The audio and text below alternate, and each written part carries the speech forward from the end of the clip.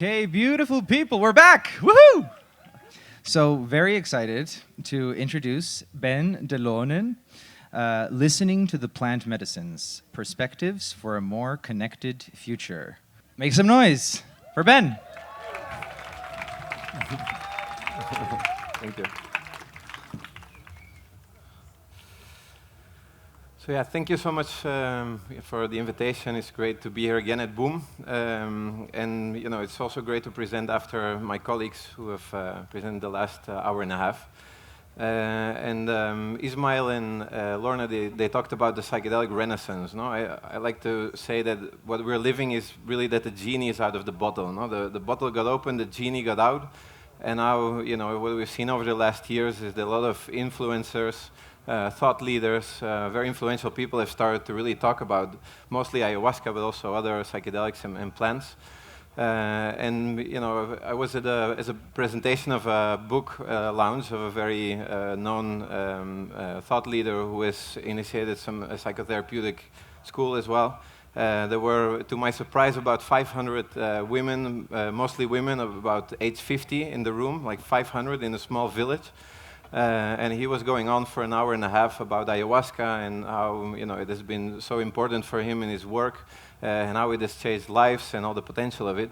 And afterwards, when the presentation was finished in the hallways, we were having drinks, and just I heard the same conversation over and over again. These women who might have felt that anything that changes consciousness is bad, right there were all saying like, "Oh, I need to do this stuff, ayahuasca. This is amazing." So all of these people all of a sudden wanted to drink ayahuasca, no?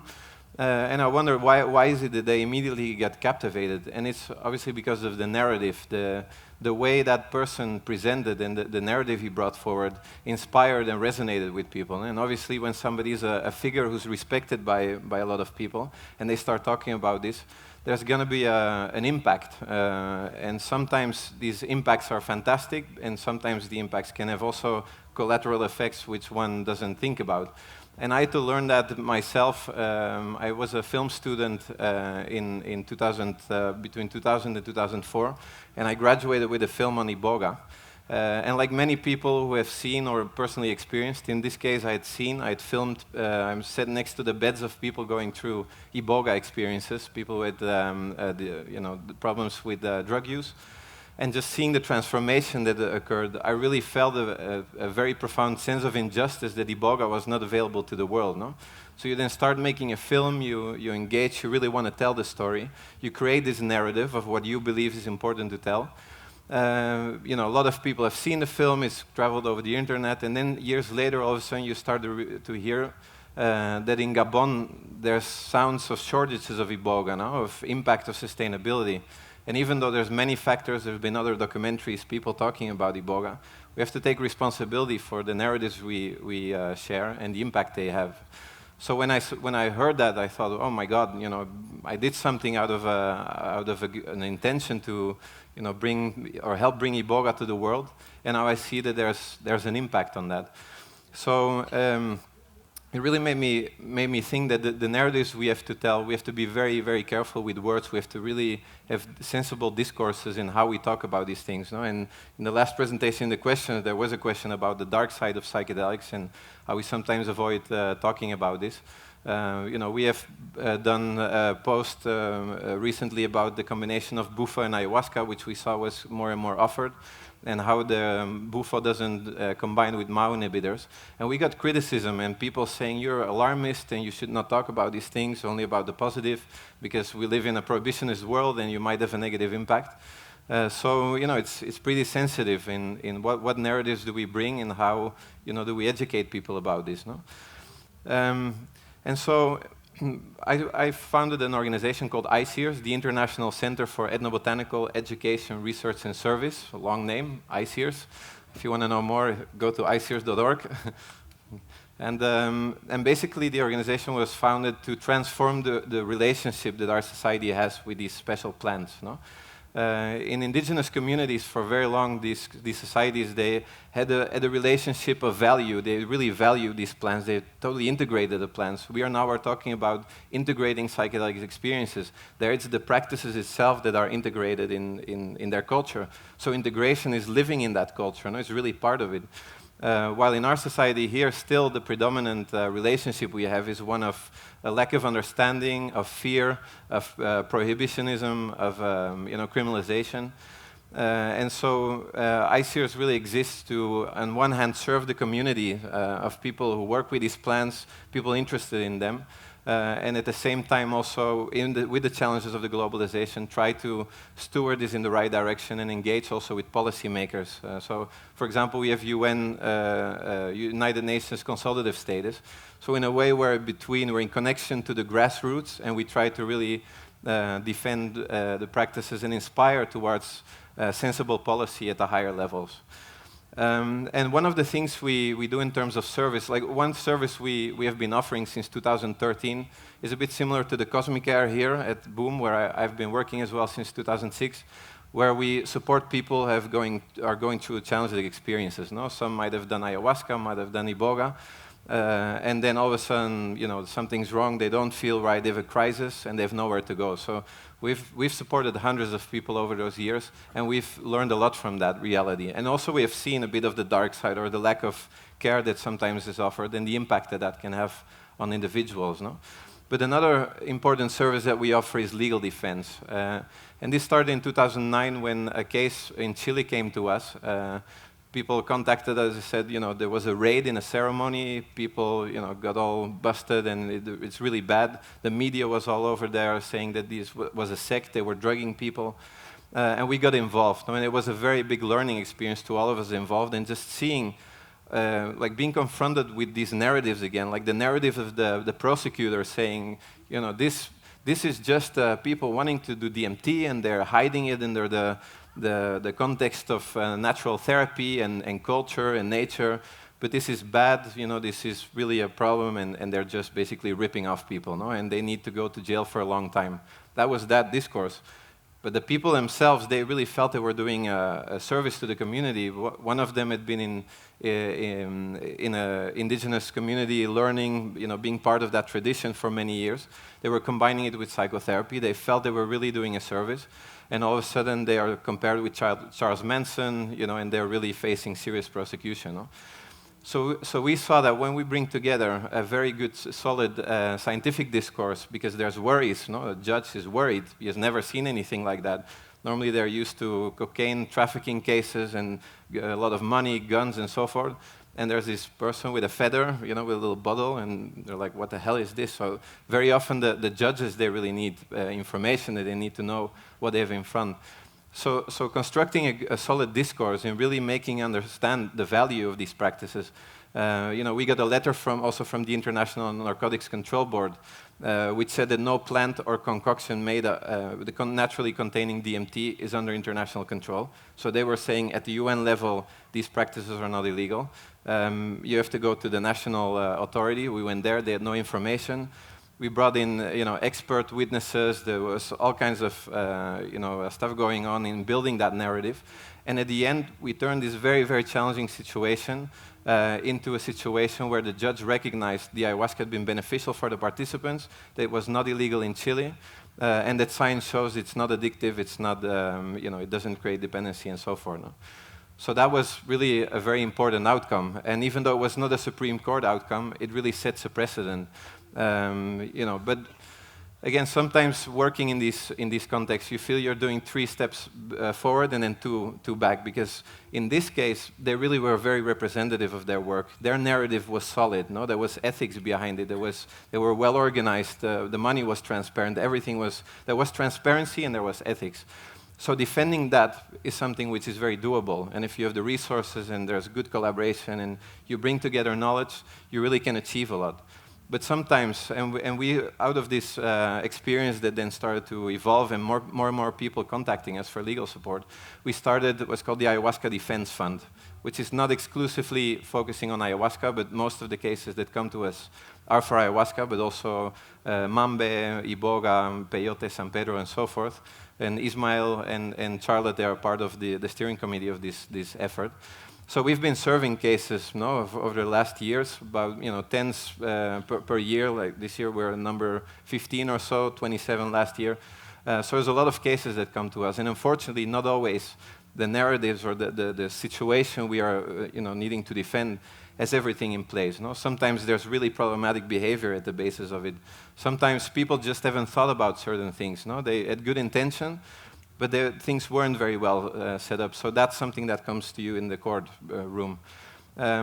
So when we were sometimes experiencing this, no, and people coming to us, and then we couldn't really defend them because there was stuff going on which was very difficult to defend, we started to think, one thing is being reactive and working with these situations. The other thing is becoming more proactive, no? And so we thought we need to inspire people to really start thinking more about best practices, to be able to talk about what is really not okay, no? And I'm in favor that people have the right to put whatever in their body they want to put. It's their right, no? And there should be services or systems in place to support those people. But when you're going to give a substance to somebody else, when you're offering a service and you're making certain claims of what you're offering, not everything is okay, no? And there should be boundaries. There should be always transparency. And I think the other very important value is collective responsibility. And that's what we, over the last years, have tried to inspire to communities, to say, you're not in this alone, and we're all one, right? So if one person really screws it up and does something bad, or has a defense and can't defend properly, it might close the door for all the others as well. So we're in this all together, even though some people, in the same country, they all work, but they might not talk to each other, and might think, I do my thing, that person does his or her thing. At the end, they're all together, because if it goes wrong in one hand, it really will affect the other. And that's when you have those conversations, we try to convene those spaces. We have organized 2 World Ayahuasca conferences. We've done smaller events, and we try to convene those spaces. We see that very often people get stuck in what's different. No, I think you should only sing Icaros, and you should do it like this and that. Oh, no, I think it like this. You don't know anything. No, you don't know anything, and they're off, no? Instead of that, we try to really focus on common ground. What do we have in common? To really get to a place of understanding and of collective strategy as well, knowing where we have to go, how we represent the work. And one thing that happened recently in Holland, unfortunately, is that there has been court cases going on in Holland. No? In Holland, the religious use of ayahuasca was permitted after court cases and so forth. One church at some point lost their case. They brought it to the the European Court of Human Rights.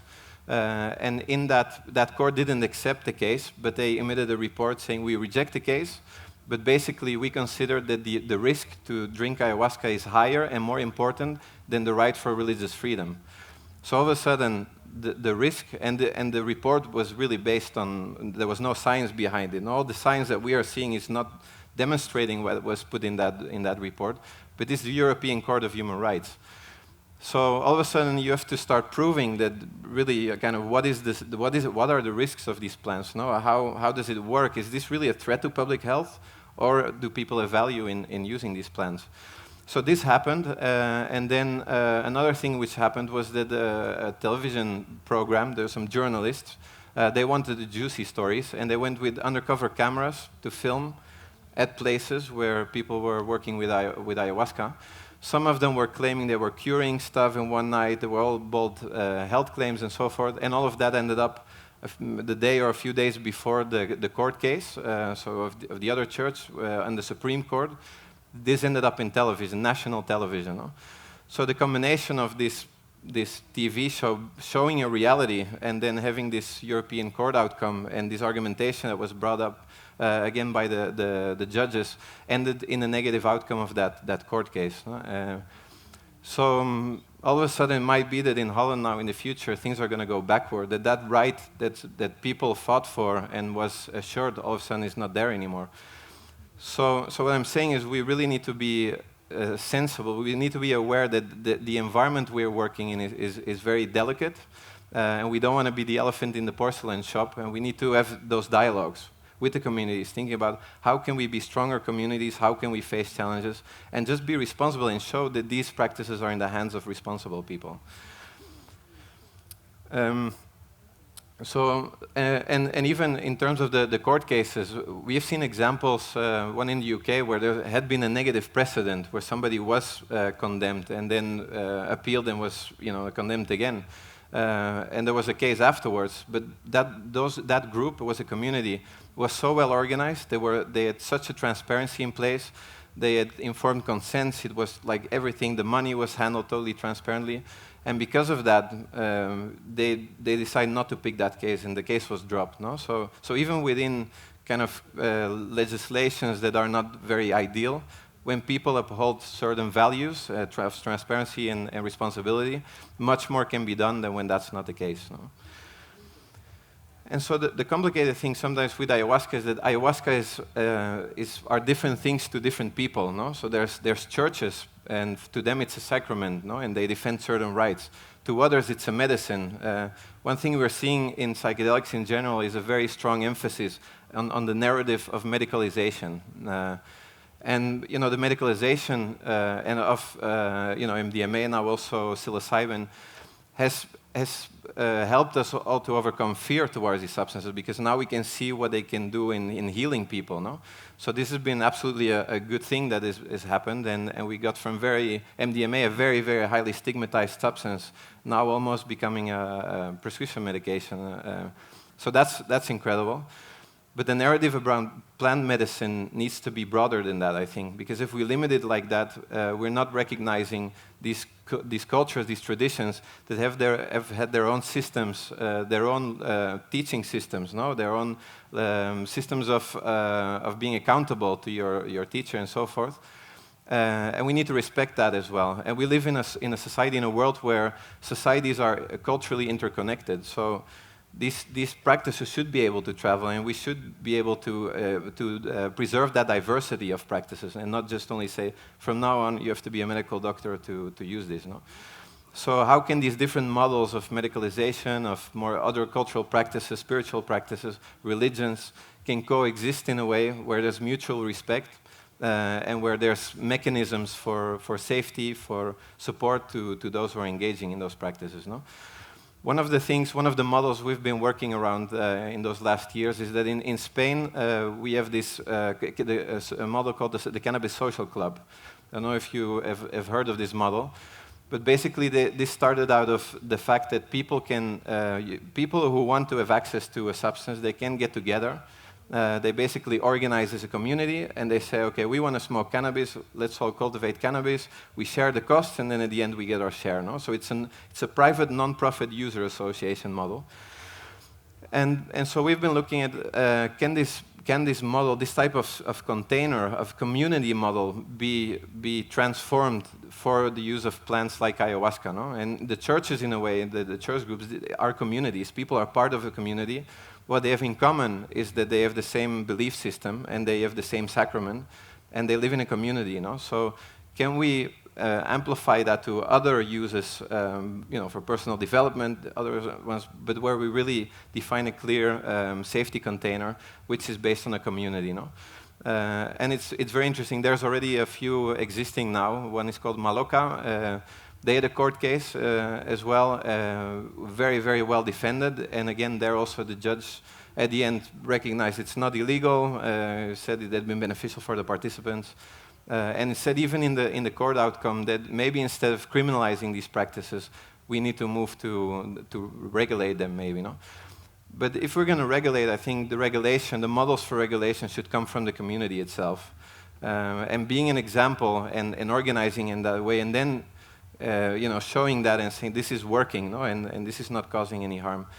So I think if we just have to wait until governments do it for us, that the regulations might not be the most adapted to the reality. In terms of coming back to this idea of the narratives, no, and how they are different. So one other very good experience we are having now is that we have a new collaboration with an organization called the UMIAC, the Union of, in Spanish, Union of Médicos y Agueceros, or ayahuasca medical doctors from the Colombian Putumayo region. And so they obviously have been living in a very complicated territory with a lot of the armed conflict that now apparently is post-conflict, but the reality is that there's more violence now and they're more under threat. And so we, because we have United Nations consultative status, we collaborated with another organization, Maloca Internacional, they're based in Geneva. and we brought 5 indigenous leaders to the United Nations section of human rights, which are based in Geneva. No? And so they came there, and their discourse, their narrative around ayahuasca was basically saying, we have survived more than 500 years of colonialism, of violence, of everything. We're still here. And this was a woman, Rubiela, one of the women who was there. Her husband was killed in front of her and her kids. She was beaten up. You know, these people had serious human rights violations. But she said, we are strong people because we have our yahé, and we make decisions in ceremonies. We engage together, with the whole community in making those important decisions to protect ourselves from external threats, but also internal threats. No? And so kind of that narrative that a plant which under the drug control system is considered really something harmful, which should be criminalized, no? A drug control system that's way younger than these ancient practices. And they really come to say that we are still here, we're still alive, and they're on the verge of extinction, recognized on the verge of extinction by a court in Colombia. And they come to say that their practices with these plants have been a vital instrument to maintain the community together. No? So that's a very powerful narrative, and we felt that the diplomats and the human rights counselors, they were really very open to that. The other thing, kind of here, the discourse very often that we see, and that I'm seeing in the marketing on Facebook very often around these ceremonies, is one which is very often getting towards the quick fix idea. No? Like you have a problem, you come to us and your depression is cured. With Iboga, I've seen that a lot. Since I made my film, the narrative was Ibogaine is a cure for addiction. And still today, articles come out and they talk about the cure for addiction. So kind of with having that very individual focus on the person and the problem, and then very quickly, like psychedelics are 10 years of psychotherapy in one night. You kind of set a certain set of expectations with that type of narrative, no? And what we see in our support service with people, our psychological support service, is that often people, the effects or the experience they have doesn't match with that expectation that was set from when they heard that narrative. Oh, I've been depressed, I have major depression. There's a recent film, The Last Shaman, that came out. It's a very interesting film. I met the main character afterwards. No? So he had major depression, clinical depression. You might get the impression afterwards that his depression was cured, which it was not. It was not cured when I talked to him. But the experiences had given many other things. So if you really get boiled down to what really happens, what the processes really are when people have these experiences, you don't need to claim that Ibogaine is a cure for addiction. It is not a claim for addiction, and there is no cure for addiction. No? So, but there's a lot of other very good stuff going on. No? And so really talking about the potential, about the limitations, but also more importantly about the impact that these individual experiences can have on community, and being able to measure that, that's something also we consider very important in our working around. One concept that the World Health Organization developed is called global mental health. So they basically stimulate that very often in more what they call developing countries, where they don't have access to medicine, but they have their traditional healthcare systems, that they really measure the impact of those traditional healthcare systems on the community health. Do they go less to the medical doctor? Do they take less medication? And so forth. No? How do they function? What is their lifestyle?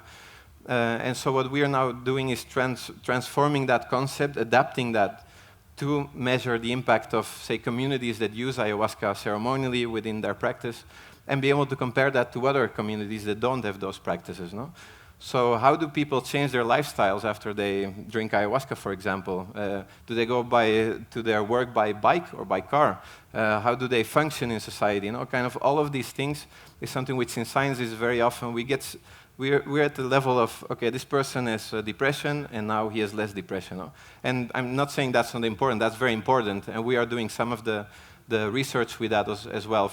We have now are collaborating in Brazil with the first phase 2 clinical trial with Ibogaine for alcoholism, for example. I think those are important studies, no? And MAPS has been doing a lot, Hefter has been doing a lot, but I think we need to go beyond that. No? And the collective, I think, is very important in that.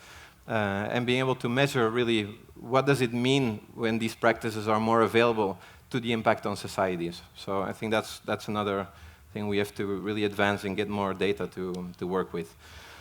So kind of to close, we're living in times where these plants are becoming more and more popular. No? It's really increasing. As I said, the genie is out of the bottle.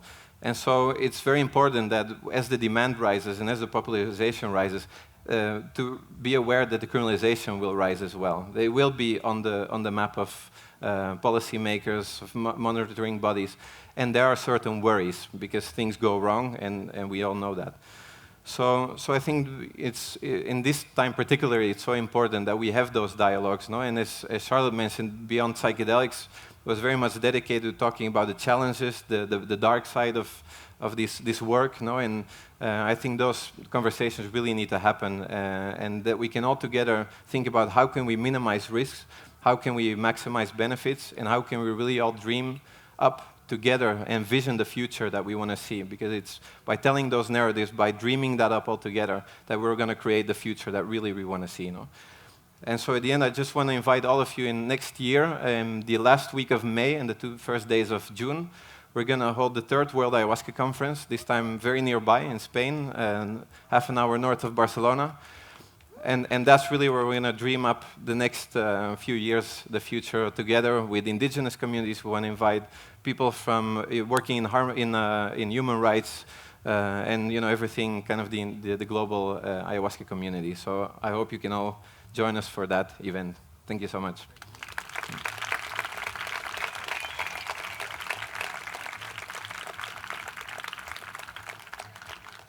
Come on, questions. So a lot of the talks today, I've been sitting here since 1 p.m. It's been great. I think there's a convergence of what people want, which is legalization of drugs, for example. But I haven't really figured out why we don't have a platform for mass-scale, kind of referendum-style decision-making to mobilize all the communities like Boom and other psychedelic festivals, even in reggae culture or other subcultures who are kind of aligned with the objectives of this festival. What do you think about having a kind of platform that we can all mobilize to kind of show the solidarity of how many people we are and help change policy with that? And to what extent is that possible even?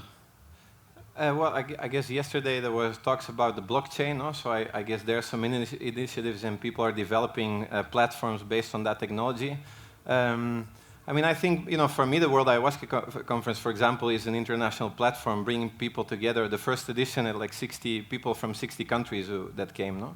There are opportunities, there are international conferences, there are other online spaces and forums where people are very active, and I see that very much in the plant medicine community, how they really discuss things, no? And they feel, because these experiences are so important to them, they really, engage and want to defend the right use or, a positive future to that. But I'm actually personally a firm believer of really starting at the local or the national level, having those discussions. Because trying to kind of create an international body and is then going to monitor, there's been intents like that in the past, that can be complicated. But I think really at the local level, people know each other. People know who practitioners are, what the issues are.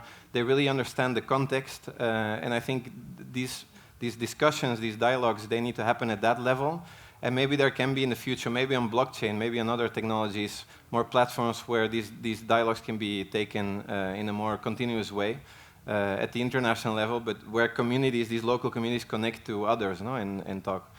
So just one thing, how would you encourage us to try to implement policy change by our governments wherever we live? Like, what action do you suggest we do? So I think, first of all, really kind of thinking about how this work, how these plans, how the value of these plans for society are represented, really thinking about the language, how to frame it, being careful with this opposite propaganda, like this is all fantastic, it's for everyone and everybody should take it. So really kind of digging in the language, I think is important. If people are practitioners, I think connecting with other practitioners and really starting to have those dialogues and thinking about how to organize a collective, I think that's very, very important as well. If there's local, efforts, obviously that's also something which people can support. And then the other thing is, as I said, we have the Ayahuasca Defense Fund, which we work internationally, and for us it's very important to be connected to communities in different countries. We've been supporting, cases from Russia to the US, Canada, South Africa, everywhere in the world. So for us to be connected with those communities is very important as well. So kind of helping create that hub, and putting people in contact with us and so forth. All of those things are important. I think when some things go wrong and there's legal cases. Those are things to do. We live in a world where occasionally the unthinkable happens. We have seen the fall of communism, we have seen gay rights, we have seen that in the United States recreational marijuana has been legalized. What do you think we can learn from the way in which recreational marijuana has been legalized that applies to the psychedelic community? I think one big lesson is that when a lot of people work for the same cause, they're well organized and they push towards the same direction, we can achieve a lot. No, I think that's for me the main thing we have learned from that.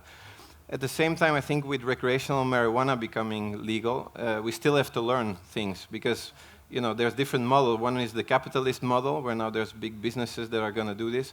In Spain, we have the opposite. We have the non-profit user association model has been going on for the last 10 years or so. So I think within those movements that we have to keep on learning, and that we always need to be critical of what's going on. The same thing with microdosing, for example, that's now been so popular. To many people, microdosing is showing a benefit to their life, no? But there's also the risk that microdosing becomes yet another tool to be more productive in a highly competitive system where people are going to, sleep less, work more, and so forth. So I think a critical position on always seeing what's going on is important. But yeah, I think, just when people get together, they have the right narratives, they really can push through and defend the cause properly altogether. I think that's when really major shifts happen. And that's what we have to do all together with, the psychedelics and the plant psychedelics. All right, give it up. Thank you. Ben de Loenen. Thank you. Thank you.